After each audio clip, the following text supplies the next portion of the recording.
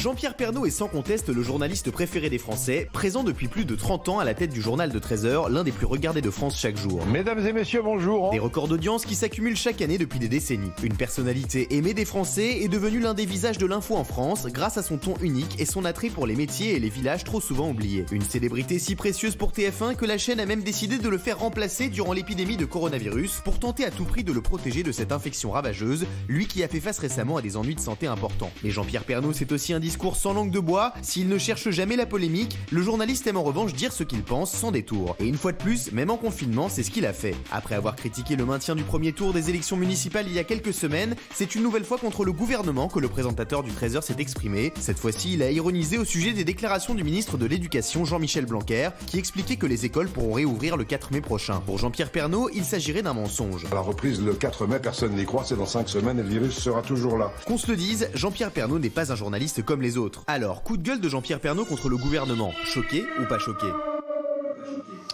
Alors, c'est vrai que Jean-Pierre, il n'hésite pas à dire ce qu'il pense, même à l'antenne. Regardez lundi dernier, dans son dernier JT, avant qu'il décide de rester chez lui, et il a bien raison, il avait qualifié d'inconscients les Français qui se baladaient dans les rues et les parcs. Et ça, il a bien raison, je vous le dis, restez chez vous. Regardez ce petit extrait.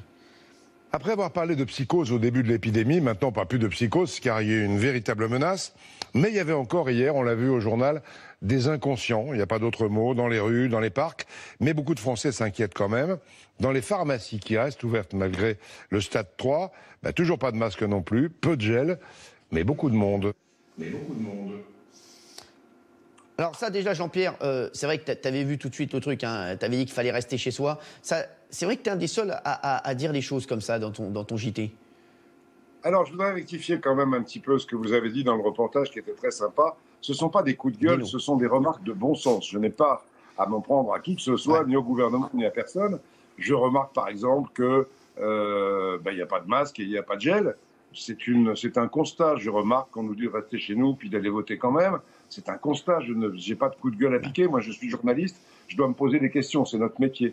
Je dois me poser des questions. On se les posera plus tard. Pourquoi il n'y avait pas de masque? Pourquoi on nous dit que c'est inutile alors que c'est le b.a.-ba de la protection dans le monde entier? Tout le monde en porte. En France, on nous dit que c'est inutile parce qu'il n'y a pas de stock. Mais c'est vrai qu'il faut les réserver au personnel médical. Je pense à tous les médecins, infirmières qui bossent comme des fous en ce moment. Ils ont besoin de ces masques. On a besoin de ces masques dans les maisons de retraite. Et c'est incroyable que dans un pays comme le nôtre, on n'ait pas eu les stocks. Qu'on ait liquidé les stocks de Mme Bachelot qui avait eu raison d'en constituer. Et je salue Roselyne parce qu'elle a été tellement critiquée. Mais bon, mais c'est pas des coups de gueule que je pique. Ce sont des remarques de bon sens que tout le monde a. Donc voilà, c'est simple. Je pique pas de coups de gueule. C'est mon métier de journaliste. Tu avais dit, Jean-Pierre, on n'a pas été assez alarmiste dès le début. Les jeunes, notamment, ne se sont pas rendus compte que c'était grave. Ce week-end, je ne suis pas allé voter. Il était hors de question que je sorte de chez moi et prenne le moins de risques. Moi, je regarde tout simplement ce qui se passait en Italie, les courbes d'évolution de la maladie en Italie. En France, les courbes étaient strictement parallèles avec 10 jours de retard. En nombre de morts, quand on regarde les courbes, aujourd'hui, on a 11 jours de retard. Je souhaite que les mesures de confinement prises en France seront respectées pour qu'on n'arrive pas au stade de l'Italie. Mais je regarde tout ça. C'est évident que cette menace, elle est lourde. Le 3 février, des scientifiques français qui entourent le président de la République disaient qu'il y avait peu de chances pour que la maladie arrive en France, pour que l'épidémie arrive en France. Le 20 janvier, Mme Buzyn disait qu'il n'y avait absolument aucun risque que pour l'épidémie aller en France. Pendant ce temps-là, d'autres se préparaient. Je pense que c'est à ce moment-là. Mais il ne faut pas polémiquer, il faut soutenir les médecins, il faut rester chez soi et pas bouger. Voilà. Alors, tu avais dit, tu as critiqué la gestion des masques, après un sujet sur la situation en Italie. Tu t'es demandé pourquoi nous, on ne portait pas de masque. Regarde, c'était le 11 mars. En tout cas, beaucoup d'Italiens avec des masques de protection. C'est le b.a.-ba de la protection. Comme en Chine, on met des masques. En France, on nous dit toujours que c'est inutile. Peut-être parce qu'on en a. Alors, Jean-Pierre, c'est vrai que ça aussi, c'est un coup de gueule qui a été énormément repris. Parce que tu as conscience que ta parole, mine de rien, elle touche tous les Français. Ils se disent, si Jean-Pierre le dit, c'est que c'est vrai, c'est qu'il y a un souci. Mais c'est pas un coup de gueule, comme j'ai dit, peut-être parce qu'on n'en a pas. On en a constaté tous après parce qu'il n'y en avait pas. Il paraît qu'il y a des stocks, mais dans les maisons de retraite, on en manque. Les infirmières libérales n'en ont pas pour aller soigner des personnes âgées, pour se protéger elles-mêmes et pour protéger les personnes âgées qu'elles vont soigner. Et puis c'est vrai qu'on nous a toujours dit, je crois qu'il y a eu au mois de décembre, une campagne du ministère de la Santé nous recommandant de mettre des masques pour nous protéger de la grippe. Il faudrait retrouver ce truc-là. Et puis un mois après, on nous dit que ça ne sert à rien. Ouais. Donc c'est vrai qu'il y a un manque de masques. Il faut les réserver au personnel soignant, c'est évident. Mais on ne peut pas dire en même temps que ça ne sert à rien, c'est idiot. Oui, ça c'est vrai. Alors, Ça René, toi, tu comprends voilà, quand Jean-Pierre dise les choses comme ça, voilà, c'est normal qu'il les dise. Qu'est-ce que tu en penses? Oui, mais tu sais, Cyril, il n'y a pas que Jean-Pierre qui le dit. Moi, ça fait depuis le mois de février, je le dis. La dernière vidéo que tu me dis qui a bien rigolé, alors qu'elle n'est pas rigolote, elle a fait quand même 300 000 vues. Alors, je sais. Arrêtons de croire qu'il y en a certains qui mettent tout le monde. Il y a les Français de. On a perdu René. On parle aux gens, on parle de leur langage. Tu comprends? D'accord. Moi, il n'est pas question de dire, de m'ingérer dans les explications de ce coronavirus ou des thérapies à mettre en place. J'y comprends rien. La seule chose, c'est que je dis, moi, pourtant, je suis habitué à être dehors tout le temps. Tous les lundis soirs, je suis à Radio Star pour mon OM à moi. Le lendemain de match, je suis à minute, je suis tout le temps dehors avec le conseiller. Et là, je suis confiné. Pourtant, s'il y en a un qui n'est jamais à la maison, c'est bien moi. Et pourtant, je suis confiné. Et dans la vidéo d'avant-hier, quand je gueule, je les traite de tout, c'est parce que, putain, il faut qu'ils restent chez eux depuis le mois de février. Je sais, c'est ce qu'on a dit. Interdit que les gens sortent comme ça, des involtes. Je ne supporte pas. D'accord. Bah, calme-toi, mon René, calme-toi. Jean-Pierre Pernaut, vous avez dit à un moment dans une interview au Parisien ce week-end, j'en veux à tous ceux qui ont dit que ça n'arriverait pas en France. On a perdu du temps jusqu'à la première intervention d'Emmanuel Macron jeudi dernier. On nous demandait de nous laver les mains, puis de ne plus rendre visite aux personnes âgées en maison de retraite. Mais il n'y avait pas de contrôle aux frontières dans les aéroports. Je m'en suis étonné à l'antenne en faisant quelques remarques, c'est tout. Alors, je ne sais pas qui a raison dans cette affaire, on le verra après coup. Je me souviens très bien d'un reportage qu'on avait fait à Roissy, s'étonnant de l'absence totale de contrôle à Roissy, contrôle de température, etc. Un peu partout dans le monde, il y avait ce type de contrôle. Est-ce que la France avait raison ou pas? Je ne peux pas aujourd'hui savoir si on a eu raison ou pas de contrôle. Qui a eu raison de l'affaire? Très bien, Jean-Pierre, ça te manque ton JT ou pas? Mais non, parce que TF1 a eu la gentillesse de m'installer un mini-studio à la maison.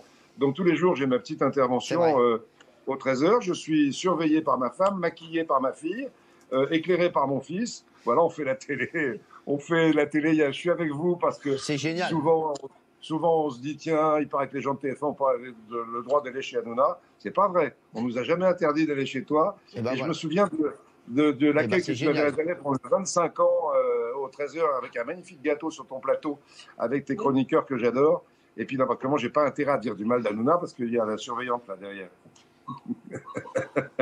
T'es un amour. Mais bon, ça va mieux là. Ça y est, il n'y a plus de TF1, plus de Canal. Là, c'est fini. On est dans autre chose, hein, mon chéri. Vraiment, merci en tout cas, Jean-Pierre. Jean-Pierre, on a Jacques Legros. Tu lui donnes des petits conseils. Tu l'appelles ou pas? Oh non, Jacques me remplace depuis 21 ans, donc Jacques s'occupe tout seul de la partie actualité avec ma rédactrice en chef Caroline Henry et Lionel Charpentier.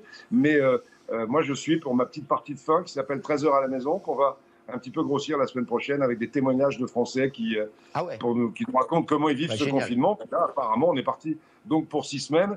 Donc la rentrée des classes le 5 mai. Non. Là, on est confiné pour 6 semaines, a dit, va confirmer sans doute le président de la République dans la journée, mais a dit le conseil scientifique qui l'entoure. 6 semaines, ça nous amène au 5-6 mai. Donc, je m'étonnerais que le jour où on va pouvoir sortir pour la première fois, les enfants vont retourner à l'école. Ce sera un petit peu plus tard. Donc, c'est des remarques de bon sens que je fais à l'antenne. C'est jamais des règlements de compte, jamais des critiques, parce que j'aimerais pas être à la place du gouvernement, je peux vous le dire. Vivre une crise pareille, c'est la plus grande, la plus grave du siècle, même peut-être des 2 derniers siècles en temps de paix. Une crise en temps de paix de ce type, on n'a jamais vécu ça en France et économiquement, ça va être une catastrophe gigantesque. Donc, je prie pour que le gouvernement bosse bien et je ne les critique pas. Tant qu'en temps, je fais des remarques de bon sens quand des choses sont incompréhensibles. Nathalie, ma chérie, comment ça va? Est-ce qu'on te manque? Ah, mais grave! Et pourquoi je ne vois plus Valérie? Bon, toi, t'es contente? Oui, je sais, Valérie. Alors, Valérie qui a une petite rage dedans, elle reviendra demain.